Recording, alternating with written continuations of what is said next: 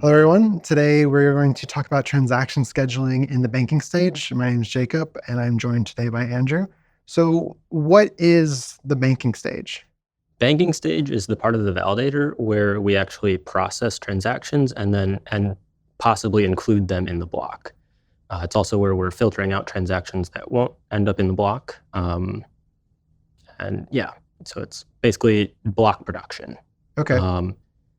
It also includes forwarding right now, but that will go away in the future. Okay. So if we were to, so let's just say this is the banking stage. I'm going to make it big. We'll figure out if we need it at some point, right?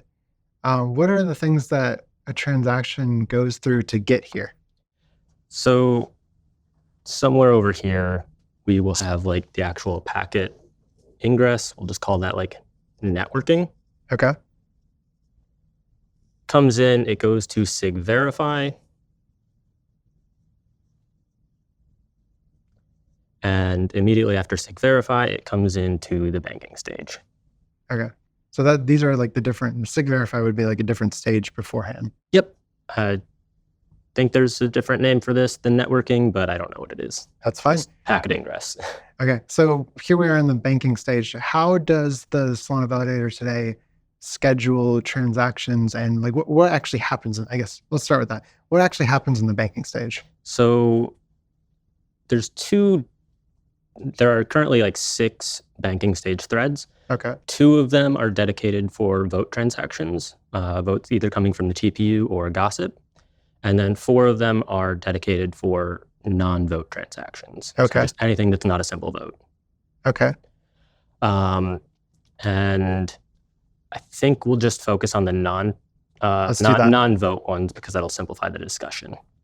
So currently there are 4 banking stage threads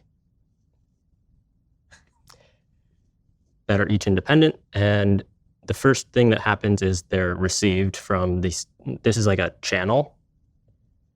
And sig verify will send over packets in packet batches, and each banking stage will pull off that shared channel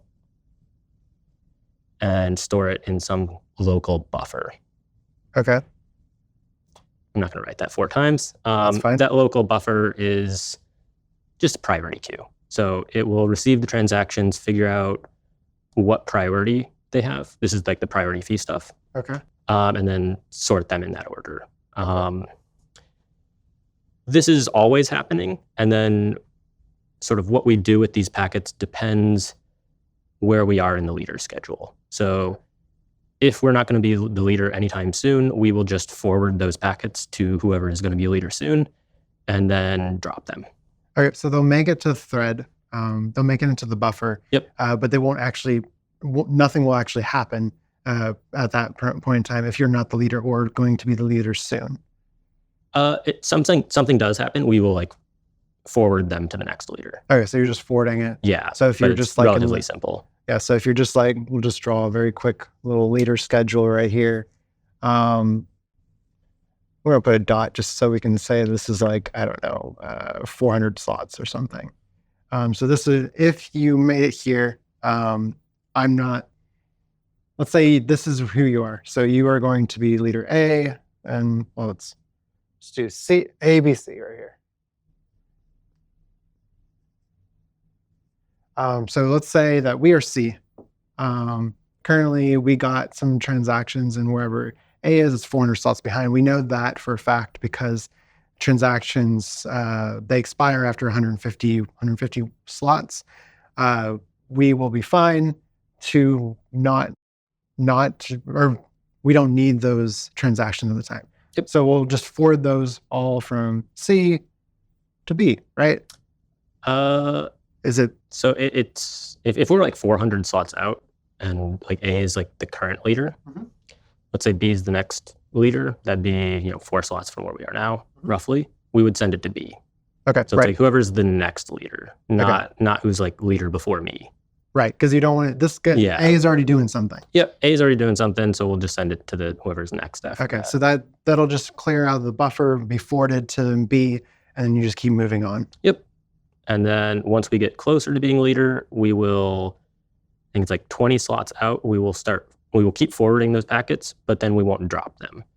And the reason we do that is because, the leaders before us, 20 slots is like 5 leaders. Okay. So they might not be able to process all of those. So we want to keep those transactions in case like they don't include them in their blocks. We can include them in ours. Okay.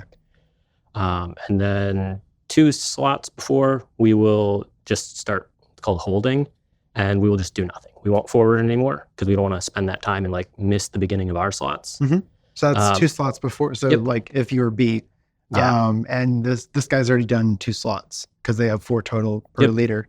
So 2 slots before, I would just keep holding, don't forward anything else, and then execute as much as possible. You would just wait until you are the leader. Yeah. Okay. You would, I guess, you wouldn't just wait. You would keep receiving packets because you will keep getting packets from like, the leaders like C way out in the future who aren't going to be a leader soon. They're going to be forwarding to you. So that's where you're just going to like accept packets and do nothing with them for 800 milliseconds. And then as soon as you become leader, we will start consuming those packets or processing them. Okay. So let's say we're the leader then at this point in time. What happens? Like, how does it process transactions as the leader? Yeah. So right now we use a method that's based on the multi-iterator. So we basically take this buffer. I'm just going to draw it from one thread. So each of these buffers is like independent, and they have like no view of like what the other threads have. But we basically take this buffer and serialize it into a vector. It was a priority heap, and now it's just going to be just like a vector. And we start with basically, we try to create batches of 64 transactions that don't conflict with each other. Okay. Not conflicting means like you can't have like a read and a write or so 2 writes. Quick question. So we have these 4. You're drawing it for 1, but is there going to be one of these per thread? Okay. Yep. So each thread will just, as soon as it detects that we're the leader, it will start this process. It will serialize its own buffer, and then it will basically put iterators. Like let's say there's an NFT mint. So a lot of these transactions are going to like conflict. Okay. So we would select this first transaction, and then maybe let's say just all 3 of these conflict, and we put the second iterator here, maybe the third one here if this one doesn't conflict, and so on. Okay. Until and when you're saying conflicting, it's like the writing to that account. Yeah, basically you can't have two transactions can't like have a read and a write on the same account, or 2 writes to the same account. Okay. And that's just because of like there's currently entry constraints. This is like what Cindy 83 is about. Okay. So this is you said entry constraints. So you can have more, I guess, more parallel in a single block rather than like right now you're talking about how they have these conflicting transactions within the specific queue, but you can have other conflicting transactions in a block, right? Yeah, you can still have the transactions conflict within a block. They just can't be in the same entry. And what we're doing here is basically creating batches that will become the entries. Okay. So let's simplify and just say we have like a batch size of 3. It's really 64. But once we like select these ones, we have, we create like just a batch of transactions. So in this case, it'd be 3. And then we would go through like the actual process of executing and putting these into the block. So that's sort of a few steps.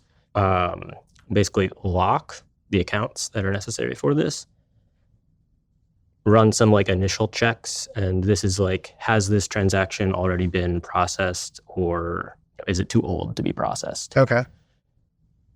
Then we will load the accounts, execute them, record them into the block, and then commit. Okay. So yeah, this lock step is basically because we've got 4 independent threads here.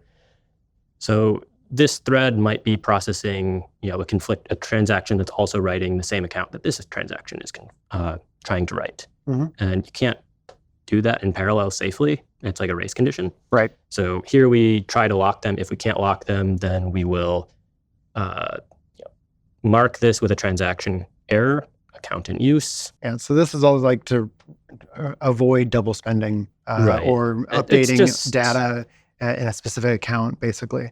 Yeah, at the it same would time. just like lead to inconsistencies between what the validator is doing and what people are replaying. Okay. But this account would like get marked if it failed to lock with this error, and then it would be like retried later on. Okay. When we get through all of these steps, we will be done with this batch and we will go to the next batch. And then each iterator will just march forward until it finds like the next non-conflicting transaction. So like this one would go here, this one would go here, this one would go somewhere over here. Okay. So quick, Sure. what do each of these do? Yep. So this is trying to lock or like see which transactions we can actually grab locks for. So each of these transactions will read and write some number of accounts, and we need to make sure that there's no other thread that is like conflicting with that. Okay. So you can't have two write locks outstanding, and if you have a read lock, then you can't be writing at the same time. Okay. Here we check if the transaction is too old or has already been processed. Okay. So that's the expiration. How do you know whether or not it's been processed? So the actual banks have a status cache, which is basically just keeping track of the last, I think it's 150, maybe 300 slots Okay. for transactions. And it just keeps the signature, I think. And this is different per validator. Like it's not going to be the same across. That would be the same. Okay. It should be the same. Should be roughly the same, I guess. Like how do they keep it the same across? Like Like if you have a validator that's behind. It's tied to the bank, not like, so like, I don't know. Each validator should have a consistent view of what each slot or each block, which transactions were in it. Okay. And so you've got like the banking forks. So I don't know, slot 1, slot 2 is like a child of that. And I don't know, let's say 3 got skipped, so someone went to 4. And then there was 3 over here, right? Like each of these banks would know what transactions the previous banks had in them. Okay. And so every validator is keeping track of that per like banking fork. So like 3 and 4, like 4 would not have the transactions in its status cache that 3 has, but they would both have 2 Right. because So it's like a fork. okay, got it. Because that's getting a little bit more consensus. But Yeah. it's like, okay, because 2 was committed or I guess finalized or something, and you don't have the forking, 3 was skipped, 4 is fine. Everybody after 4 will have whatever the 4 banking status cache is. Yeah. With 3 will catch up eventually. Yep. After it understands that it was forked off the network. Yeah. And I forget exactly when, but eventually you can, like, you don't have to keep track of the entire history of all transactions at some like timeout period. Okay. Because transactions can only be processed for like 150 slots after they were created. So I think it's probably 150 slots. It might be some wiggle room in there. A little bit of buffer depending on I'm what- not entirely sure, to be honest. Got But it just makes sure that they haven't been processed in some period of banks before the Okay. one that we're currently doing. So that's check. That's What check. happens in load? Load will load the actual accounts that are necessary for like executing the transaction. Okay. And we do some checks there. So like when we load the fee payer, we make sure, hey, can this guy actually pay the fees? Okay. There's also some other checks in there to like make sure that whatever program you're trying to like execute is like a valid program. But yeah, it's just loading the accounts and then some initial setup work there. Okay. Executing is like actually setting up the VM and running the VM for each transaction. And figuring out the pre and post balances on each one?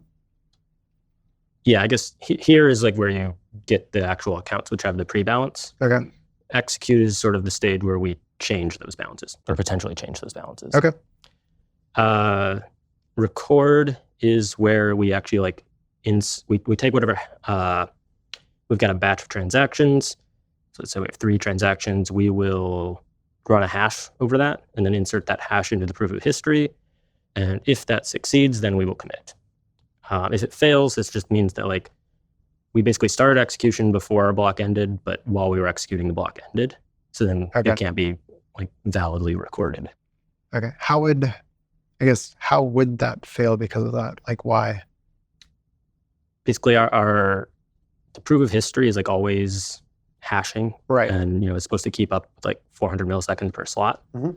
So like that's running in some other thread, and as soon as that reaches like the tick height for the bank or for whatever slot we're in, then it will like end that slot and I guess move on to the next one. Right. And this is how you can possibly have like skip slots as well. Yeah, you can have skip slots for a whole bunch of reasons. Well, one of the reasons, I guess. Yeah. But yeah, this is basically just tells us if this succeeds, it tells us that like it made it into the block, and that would be in like whatever block we are producing. Commit is where we like, actually propagate the changes back into the account system, so that like future transactions in this slot or transactions in subsequent slots will have like the updated view of whatever account there is. So all this happens, you execute, record it, and then you commit it. Once you commit it, you're propagating the information out to the cluster. Like, hey, this is what I found with this batch of transactions. This is what I found as the post balances, the data changes, et cetera. Is that correct? No. Okay. There we go. So perfect. No, record. The record is where we just send out the transactions. So like records when we do it. Yeah, because we don't actually send out like the transaction results as part of like banking. Okay. Our RPCs will like have that information available, but like the actual leaders aren't like spamming that out because it'd be potentially a lot of data. Right. So they just send over like what transactions are in the block, and that's done via Turbine, I think. And that happens as part of record. Okay, so it's in this step. Okay, that's what I missed. Although I think you're right that like RPCs would send out like the post balances during this step. Okay. I'm not as familiar with that, but I think it'd be during that step. Okay, that makes sense then. Okay, so moving back a little bit. So there's one final step, which is to unlock the accounts. Yeah. That's an important one. Yeah, because otherwise you can't go to the next step. Yeah. Next batch. And then you can't do anything else. So all this is done in a single, well, I guess this would be done in a single thread, right? Yep. Okay. I guess there's 4 threads all doing this. Right. Yeah. How do they package them into an actual block though? So that's done by POH, which is like what this is communicating with. Yeah. Somewhere over here is, I don't know where we want to draw this, but let's just put it here. There's like a POH thread. And this is just constantly hashing until it receives, either it hashes enough to like do the next tick, or it will have received a batch of transactions that is like trying to record. So like this step would send a message to the POH thread, and then we hash it, then send that message, and then it gets inserted into the POH. If that succeeds, this is where like this gets sent to broadcast.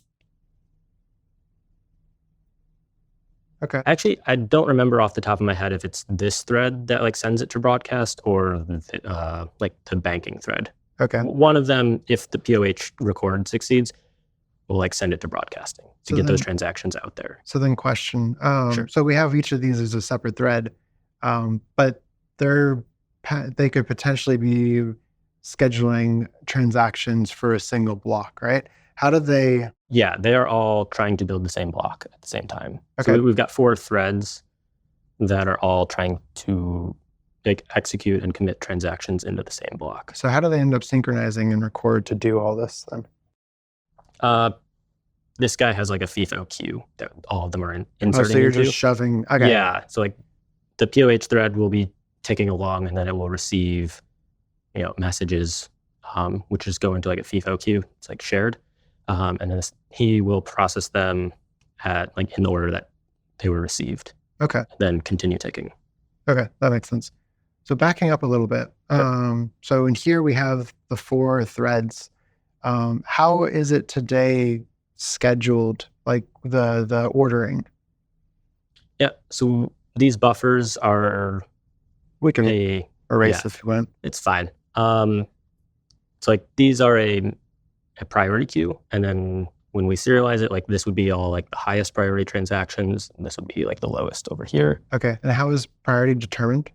Like inspecting like the actual transactions. So like you just look at There's the compute unit price Mhm. that people can set as an instruction. It's basically a tip to the validator to get you towards the front of this buffer. Okay. So you're Uh, paying, you're saying I'll pay X amount of, I think it's microland ports per CU, and that ends up being overall on your transaction. And then you're prioritized based off of whatever that number is. Yep. Yeah. Okay. Right now, it is strictly based off of that CU price. There's probably going to be some changes coming up where we will do like total fee over, and probably total reward over CUs, because it just makes more economic sense for the validator. Right. But right now, it's just purely based on the CU price. Okay. So you'd include, we can get into that Sure. later, but okay, that's interesting. Okay. Yeah. So I touched on this earlier, but like we serialize each buffer, and then we use the multi-iterator to just basically select which transactions go into each batch. Okay. And then those iterators march forward, and that is how we choose like the next batch. Okay. And Is that always, as you mentioned earlier, in those like certain amount? Because you said like this one was the first, or some NFT mint, so they all have the same account. You would always have that amount marching forward, or what is that? No, it's like yeah. So I guess initially all the iterators like started the first one, and we would grab. I guess the first iterator would go here, and then the second one would go and try and see like, hey, does this one conflict? And we're basically doing some like sanity checks. Like we need to make sure that our batches don't have conflicting transactions. So the first thing we do is like just check, hey, does this one conflict with anything else in the batch currently? There's a couple of other checks we can gloss over there, but so if this transaction conflicts with this one, we will basically this index is not marked as processed. And so next time when like the iterators march forward, they just march forward one at a time. And this guy would see, hey, this hasn't been processed. Okay. So it's just marching forward one at a time. Okay. I guess. Yeah. Just going back for a bit, back to this line, could you explain how the record gets into the POH? Yeah, sure. So POH is basically just running a fast loop. Let me erase this bank fork stuff.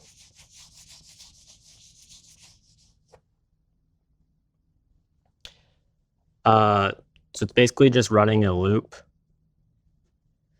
and I think it's like it tries to receive, and this trying to receive is each of these banking stage threads. I don't know how to draw this well because it's like not part of really the pipeline, but like each of these threads has a channel that is communicating with the POH thread. They will just insert a message into that channel, and this is where POH picks that up. If it received a message, it's kind of like pseudocode. Like basically, if it receives that message, which has the transactions or the transaction hash in it, then it will like lock POH, insert, and this is like. Is that locking the hash? Locking POH? Yeah, it's like the actual like hash that we're updating in POH. Okay. So, because that's what gets assigned to the block. Yeah, later, right? There's like some view we have like hash 1, and then let's say this is like the starting state. Then we just like hash this with the hash of the transactions, and that will give us some result hash 2, and then that's the new like view of POH. And then if it doesn't receive any messages from the banking stages, it will check. I forget exactly how this is done. I think it's like it checks if enough time has passed since the last tick, and then it will like try to tick. So what is a tick? A tick is just doing some set number of hashes since the last hash. So right now that would be 12,500 hashes per tick. And it's just like hashing this with, I don't remember what it's hashing with. It's just doing some sort of hashing operation on whatever the current view of POH is. Okay. This number is going to go up soon, but I forget what the exact numbers are. I've seen that there's a future Yeah. date for it. And then, basically, this is creating two different types of entries, which are, transaction entries and then tick entries. And this just helps us order things because the actual block, a block is just a whole bunch of entries back to back. And so we might have like entry 1, which is a transaction entry. And then after that is, entry 2. And this is some other transactions. And then we'll have a tick there. Okay. And there are 64 ticks per block, and it has to end with a tick. But this is the ticks sort of, just they're for the timing purpose of the blocks. Is there a set amount of entries per block? There would be, because there's some maximum on the number of shreds that you can send. Okay. But I don't know what that is off the top of my head.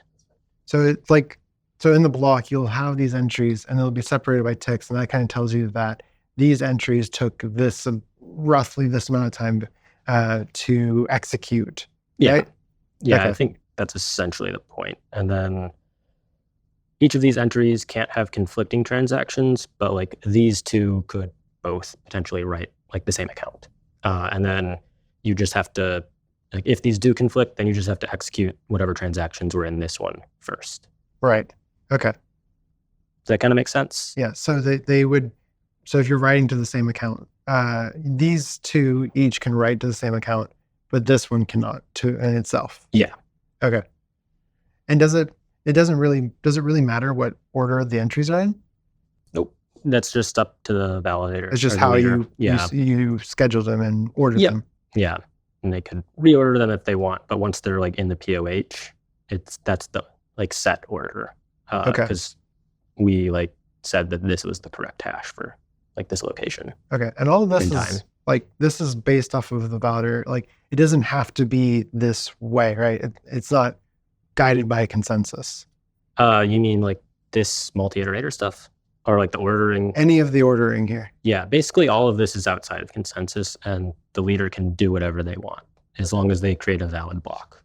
Okay. And you can just basically check that based off of the entries, the ticks, making sure that the entries don't have conflicting rights in a single entry, but they can in separate, right? Right now, there's a bit more that goes into it. Those are some of the checks that they have to run. But right now, you have to execute the transactions to make sure that they're actually valid. So each on the block validation side, you have to make sure that every transaction in these entries has valid program accounts and can pay fees. Okay. Basically, passing the checks that are in here. Okay. And that requires just executing them in order to determine whether or not that's a valid entry. Got it. And then if any of the entries are invalid, then the entire block is invalid. And then It'll just be thrown out. Yep, that's when you would have a skipped slot. Okay. How would an account be invalid? I guess an account can't be invalid. What about a program though? A program, I think if it's not a valid, I forget exactly what it is. I'd have to ask a runtime guy. There's a bunch of checks in there that I think it's checking that you've got instructions in your transaction, right? And you have to specify what program account and what instruction it is. You make sure it's an actual program account. Yeah, you make sure that that program account is executable. Right. I think is the check, or that is one of the checks. That's one of the things on the account. Yeah. Okay. And all this right here is for non-voting transactions, right? Yep. How is it different with voting transactions? So voting transactions can't have priority. So having this whole multi-iterator thing doesn't make any sense. Okay.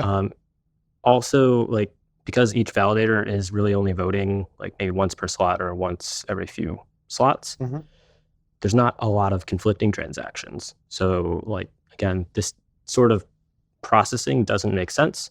So the voting threads have their own storage, which is not a priority queue. Is it a separate thread than these? Yeah. There's two threads, and they're both receiving packets from a separate sig verify for votes. There's a separate sig verify just for votes. They send it, and that gets into some thread, but you've got there's a vote sig verify, and then I think TPU forwarded votes, which we don't sig verify, I believe. There's one that doesn't go through sig verify for some reason, and both of those threads that are receiving will insert into the same shared buffer, which only keeps the latest vote for each node in the network. Okay. And then they execute actually the same way, which is just locking those accounts, running checks, load and execute. But they would, because votes are very important, they would probably be ahead of all these non-voting, right?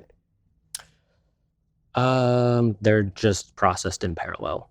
Okay. So they are actually competing for block space. Mhm. We've got 48 million CUs that can go into each block, and they would just compete. Okay. Is there not a limitation for votes and transactions? There is a limit on how much room votes can take up in a block. Okay. There's no limit on how much room non-votes can take up.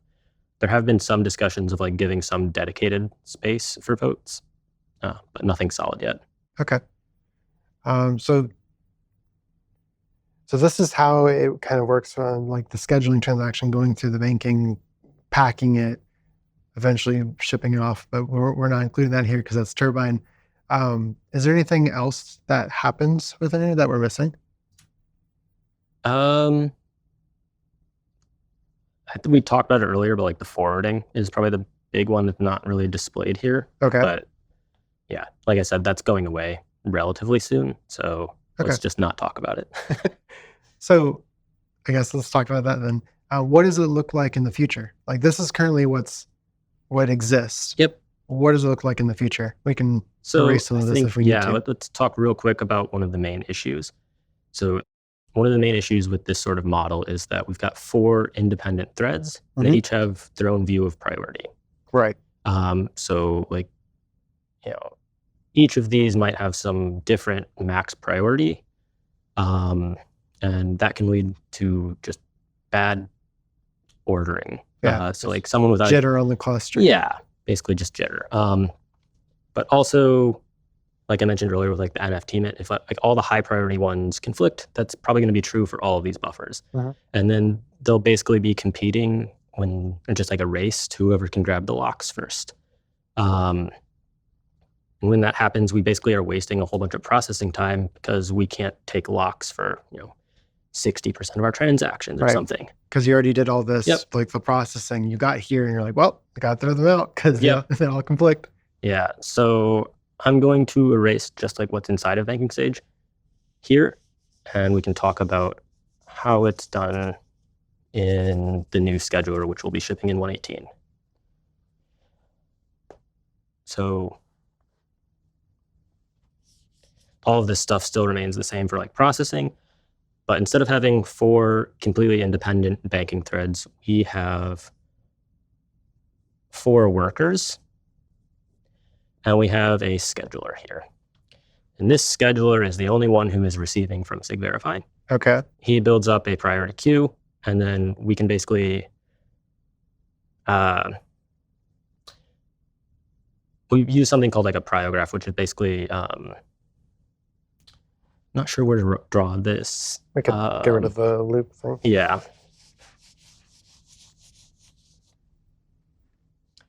So you have your top priority transaction. That's obviously not going to conflict with anything that you've got right now. And then we have some other transaction that's the next highest priority. Say, does that conflict with any of the locks that we've taken? Let's say it does. We draw an edge in our graph. Let's say it doesn't, then it's another one that's at the top of the graph. Okay. We'll basically just keep adding some small number of transactions. Right now it does 2,000. So we build up a small graph of 2,000 transactions, and we might have some dependencies like this. When you say dependencies, these are account dependencies? Yeah, it's basically conflicts. So this transaction conflicts with these 2 transactions. Oh, okay. And since this one had a higher priority, we should do this one first. Got it. So basically what we're doing here is the scheduler will say, what's at the top of my graph? Let's try and send these out in batches. Okay. So I guess we have 4 here. We would send 1 to each thread. Okay. And then we would basically move the view of the top of graph. So like these ones are no longer in the graph, and then we get these 2 as our next batch. But these 2 conflict with this one, so we can't necessarily execute them right now. But we can, like in this case, we can just queue them up. So like let's say this went to thread 1, then these 2 can be sent to thread 1. Okay. Because yeah, basically then as soon as this guy has channels to each of the worker threads and just keeps a view of which threads have which account locks. And it will queue up conflicting work so that basically the workers are always busy. How does that fix the jitter though? Because like these would still be sending, what are they? Doing the record state, or I guess. How does that actually fix the jitter? So because there is only one view of like priority, we've got the priority queue in this guy. Right. We're always going to be sending like the transactions in priority order. Yeah, but they're sent to these threads. Yeah, which are separate. Yes, but we won't be sending conflicting work to the to the different like worker threads. Okay. So like we make sure that any work we send to this guy does not conflict with anything we've sent to any of them. Okay. And then they just go through this process. So then that basically means that this step can't fail. Okay. And so we're always... That's why you do this, basically. So yeah, that's basically why we're doing this, is we're creating batches that can't fail to lock. It's not strictly true because they could conflict with like the voting threads, but that's very rare, and we don't really see that. Okay. All right. So these are just like the low basic. What are these? What are these called? They're worker threads? Yeah, workers. And what exactly are they doing? So are they just doing these? These threads are just doing this. Okay. So they've got channels or like FIFO queues from the scheduler. They will just receive those as fast as they can and run these steps. And then they'll send a message back to the scheduler that says, hey, I finished. Okay. So the scheduler can like update. Give the next worker load. The scheduler has to like update its view of which locks are where. Okay. So you need to like tell the scheduler, hey, I finished. Got it. Why 4 threads? It's just what we've historically done. Okay. Yeah, no real reason for 4. We can go up to much more. Previously, we have not wanted to increase the number of threads because of this. Because if you have too many threads, then it's more likely that you're going to like conflict with each other. Okay. We could, with this change, increase the number of threads safely. So okay. Because this is unlikely. Yeah, something we can probably look at. There's also just other reasons, like we already overuse like a huge number of threads in the validator. So we don't want to add too many more. It's a resource constraint. Yeah, but we could probably increase this if we felt it was necessary. Okay. A different question. So we have all this, right? What are the constraints that we have on the transactions in a block that would keep us, that are also to be considered throughout this? Yeah, so it's, I mean, like the main ones are like, has to go through sig verify. So the signatures are all valid. And then currently you have to be able to pay the fees. Like each transaction has to be able to pay the fees that it specified, as well as like, I mentioned there are some like program checks in there. So those, there's like a whole list of them. Yeah, there's also the compute unit one. Like where does that factor in here? I guess I forgot to draw that in here, but that is actually here. So we have something called QoS, which just looks at the transactions like, can these even fit into the block? Okay. And so that's running like some running counter to make sure that you don't hit the limits. Yep. Yeah, it's just these transactions request this many CUs, so we will like add those in, and then right now, after they execute, we will like update that if they didn't use all of their requested CUs. Okay. All right, so this is kind of like the new way for 1.18. Is there any other things that you're thinking about? Like I know any new ways that you're thinking about might not ever make it in, but like, what are different things that you might be thinking about on the transaction scheduling side?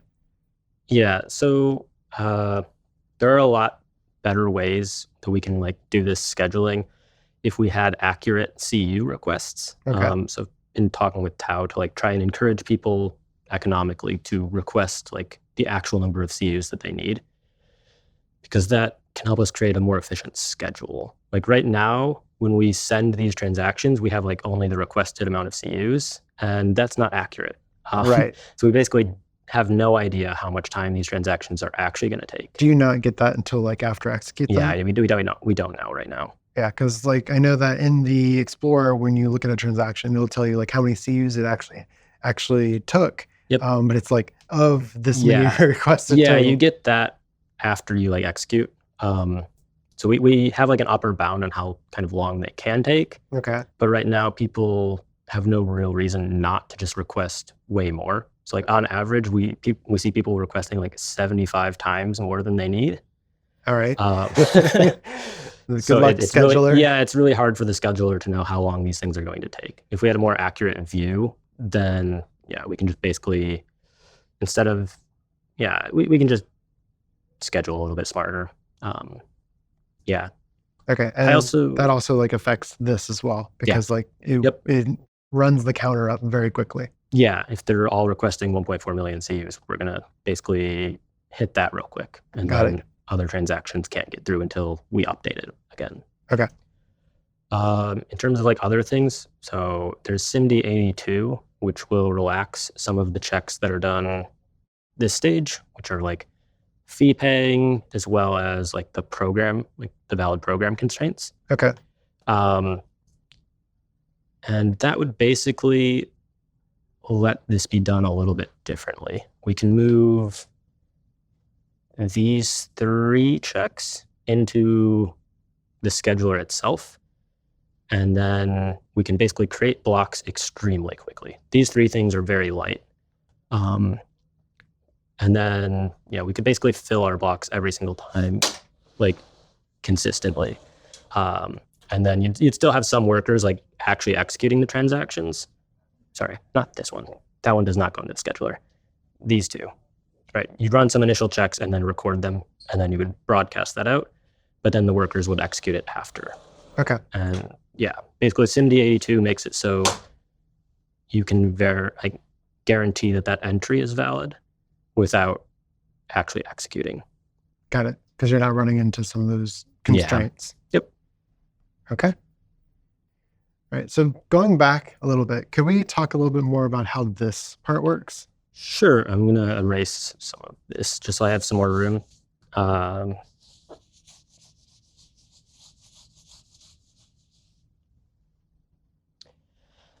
So in the actual mainnet beta traffic, what we see is there's a lot of contentious state where we have sort of these long chains of transactions that all conflict with each other. Right. It's like an NFT mint or something.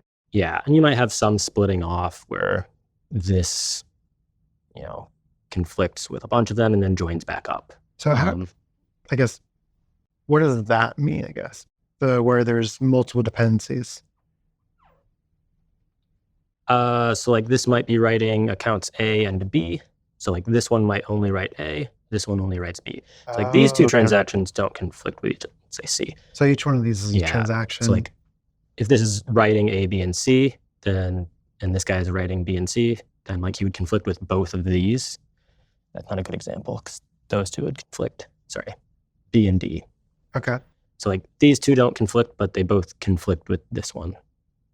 Okay. And then this one doesn't conflict with that one, but this one conflicts with that one. Okay. How is this created? Like, because feels like this could take a lot of processing to get created. So we've already got the priority order for the transactions. This is like while the scheduler is receiving packets before we're a leader, we're always inserting into a priority queue, and then we basically just pop from the top of that priority queue and then insert into this. It's called the priograph. I separated it out into a different crate, but the priograph basically keeps track of which transactions last touched an account and how. So we basically have some view, let's say, I think that's probably too far to the left. I'll draw it inside.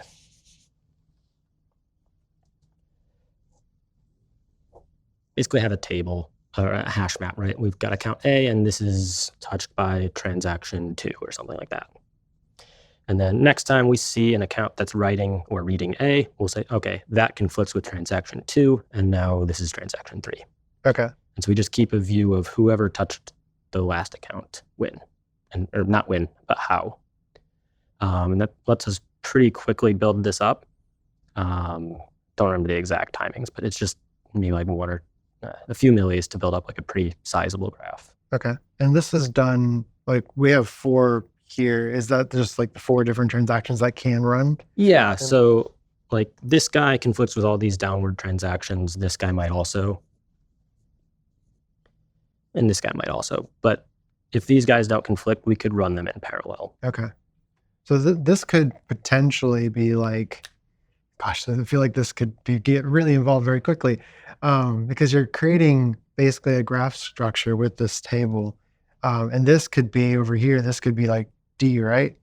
And so would you then have that going on? Yep. Oh boy. Yeah, it can be very complicated. So I guess in this case, so at the top of the graph, we can run all of these guys in parallel. So this would maybe get sent to thread 1, 2, 3, and 4, respectively. This one would then also get queued up for 2. These would both go to 1, and then this one would go to 3, etc. But then when we get to this guy, he can't be scheduled yet because this one is on thread 1 and this is on thread 2. How do the different threads know about it, what the others are doing? That's just tracked in the scheduler. Okay, because they're sending back the information. Yeah, the scheduler has a view of which threads have which locks. Okay. And then, when we pop these off the top of graph, we say which threads can we schedule these transactions to based on like our current view of the locks. And then we'll select some thread. And we try to do some load balancing there as well. Okay, so this basically is just like a moving window you're creating this basically on the fly. Yeah. To keep moving the window down based off of ideally priority. So like the way that we're doing it will like strictly respect priority for the things that are like in the buffer already. Okay. Wow. That's kind of cool. It doesn't like, you could still like receive early on, start scheduling, and then receive, a high priority packet. That's not going to like take over this and like get inserted at the top. It would, get inserted at like the next time we iterate. Oh, the next like window? Like if we got something with D or something which is much higher priority than this transaction, would then that move this over and insert that transaction there? Or how does that work? No, if it's already like been scheduled, it's not going to take priority right now. Okay. We could potentially do that. It's difficult to, so I have thought about this, but like you could make these communication channels have like priority ordering. But that really only works if we have